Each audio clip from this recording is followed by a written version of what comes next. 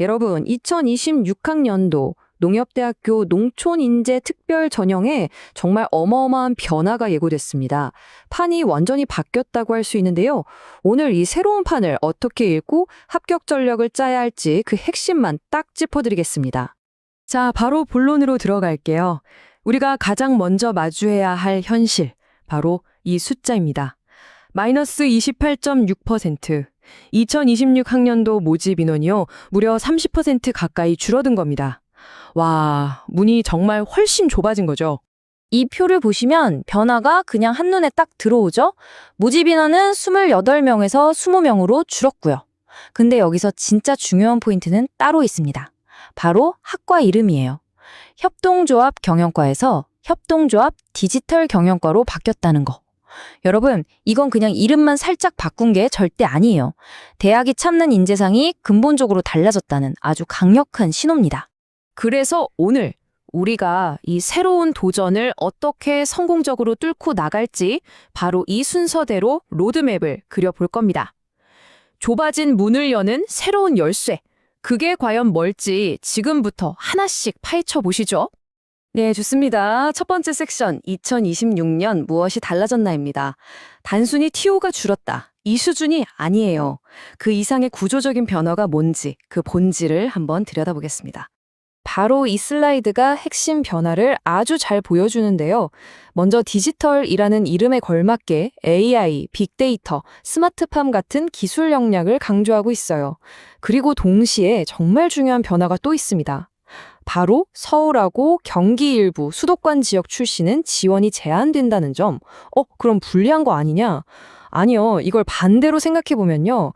내 고향, 우리 지역 농촌에 대한 애정과 발전 계획이 뚜렷한 지방 학생들한테는 이건 정말 전례 없는 기회가 될 수 있다는 뜻입니다. 자, 이제 지원자들이 마주할 첫 번째 관문이죠. 바로 서류 전형입니다.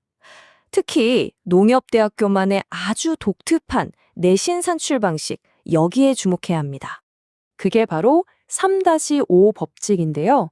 보세요. 1학년 성적은 20%, 2학년은 30%, 하지만 결정적으로 3학년 성적을 무려 50%, 절반이나 반영합니다. 이게 뭘 의미할까요? 대학이 과거보다는 현재의 성장을, 결과보다는 가능성을 훨씬 더 중요하게 본다는 아주 강력한 신호인 거죠. 그러니까 결정적인 포인트는 이겁니다. 1, 2학년 때 성적이 좀 아쉬웠더라도 3학년 때 성적을 정말 비약적으로 끌어올린 학생 있잖아요.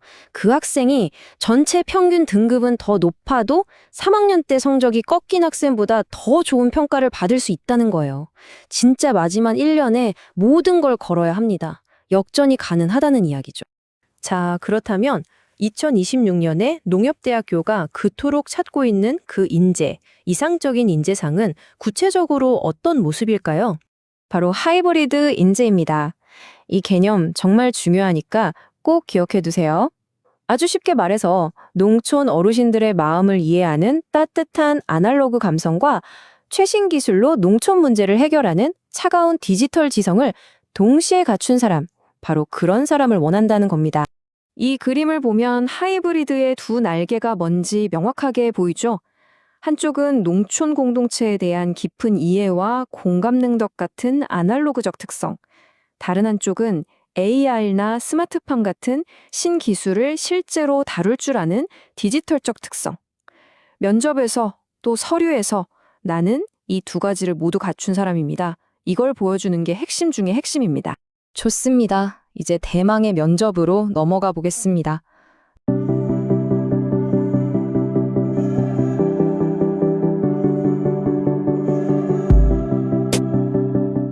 농협대 면접을 준비한다면 어떤 지원자든 반드시 마스터해야 할 4가지 거시적인 주제들이 있습니다. 이걸 모르면 면접장 들어갈 생각도 하면 안 돼요. 첫 번째 이슈는 말할 것도 없죠. 디지털 대전환입니다.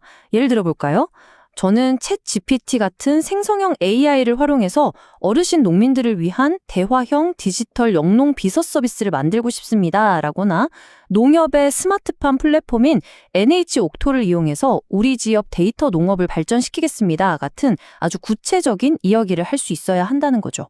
두 번째는 기후 위기입니다. 이건 이제 먼 미래 얘기가 아니죠. 기후변화 때문에 농산물 가격이 오르는 기후플레이션 현상, 또 온난화 때문에 갑자기 나타난 토마토 뿔나방 같은 새로운 병해충 문제, 이런 현실적인 문제에 대해서 정확히 알고 저탄소 농업이나 농작물 재해보험 확대 같은 해결책을 제시할 수 있어야 합니다.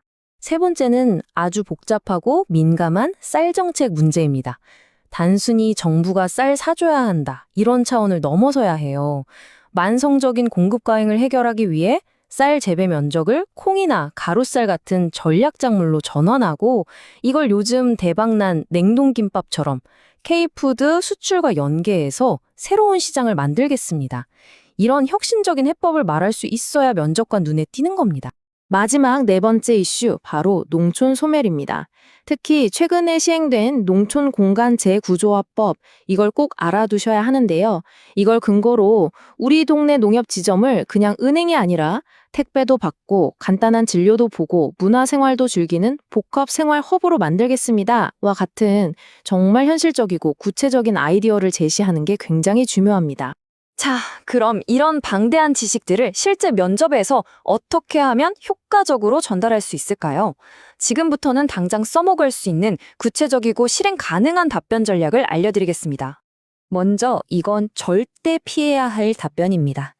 농촌 발전을 위해 열심히 일하겠습니다. 아, 정말 막연하죠. 이런 추상적인 포부는 아무런 인상도 주지 못합니다. 아마 면접관은 이런 답변 수백 번은 들었을 거예요. 이게 바로 합격하는 답변입니다. 들어보세요. 제 고향 의성에서는 마늘 농가의 인건비 부담이 정말 심각합니다. 저는 졸업 후 의성농협에 들어가 마늘 기계화 영농단을 조직해서 생산비를 30% 절감하는 데 직접 기여하고 싶습니다. 어떻습니까? 의성, 마늘, 기계화 영농단, 생산비 30% 절감, 아주 구체적이고 데이터에 기반하고 내 고향 문제와 딱 연결되어 있죠. 바로 이 차이가 합격과 불합격을 가르는 겁니다. 그리고 자기 경험을 이야기할 때는요, 이 스타 기법을 꼭 한번 활용해 보세요. 내가 어떤 상황에서 어떤 과제를 맡았고, 그걸 해결하기 위해 구체적으로 어떤 행동을 했으며, 그 결과가 어땠는지, 이 틀에 맞춰서 이야기하면 스토리가 훨씬 논리적이고 설득력 있게 들립니다. 자, 이제 면접 당일을 위한 마지막 실용 팁 몇 가지만 더 드릴게요. 시선 처리가 어렵다면 면접관의 눈이 아니라 코나 인중을 보세요. 훨씬 자연스럽습니다. 그리고 항상 결론부터 두 과일씩으로 답변하는 습관. 또 다른 지원자가 말할 때 경청하는 태도도 정말 중요하고요. 하지만 이 모든 기술보다 더 중요한 건 바로 진정성입니다. 화려하게 꾸며낸 말보다 조금 투박하더라도 진심이 담긴 나만의 이야기가 면접관의 마음을 움직인다는 거 잊지 마세요.